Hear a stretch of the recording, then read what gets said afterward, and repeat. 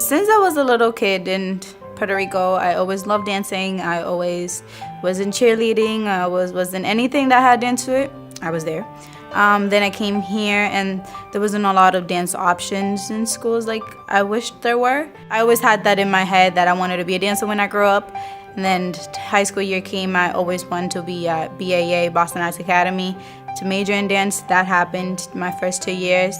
But then situations in my life, I couldn't stay there. She had a difficult decision to make, which was she going to really invest time and energy in pursuing dance as part of her academic career, or was she going to really focus down on academics? And she made the decision to step away from dance, transferred schools, and really focused in on academics, all the while taking care of a family member who she has a primary responsibility for caring for, and then also working in her spare time with city officials to try to make her community and her neighborhood a better place. I think once you grow up, you start thinking of college, and you start, I want to go to college, and I don't want to be noticed just by my act and just by my major. I also want to be noticed because of my academic intelligence. Her courage and her spirit and her determination to endure and to go through so many challenges and to get to where she is exactly right now.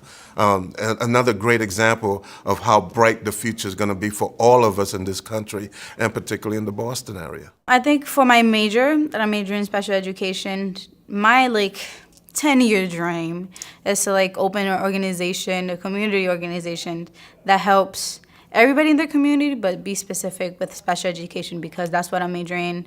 Because I know how the special education group is, that they don't have a lot of options to have fun, to people to help them. I want to be that person. I want to own that organization that helps them have fun. Jerson, I met at Masos de Latina. So I've been with him, I think, about 3 years. Interestingly, his path crossed with Ashley's when it came to working with city officials and some of the programs that they work on together, really to make the community a better place. A few days, actually, before the interview, he told me, and I'm like, you're doing it too?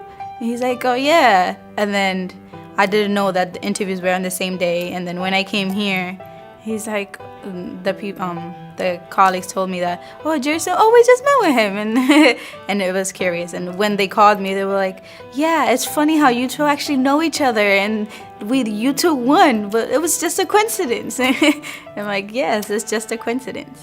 We're hoping that this is an experience that someone would never forget throughout their whole entire lifetime, and it's actually an experience that creates some sort of trajectory into where they might decide to go to have a successful career in their lifetime. Knowing that I have people notice me and know and tell me that I've been a very successful student and scholar, that it's surprised that they were surprised of how so many struggles that I've been through have gotten me to this point, that I've been able to get to where I am now. It's given me confidence in knowing that I can do it.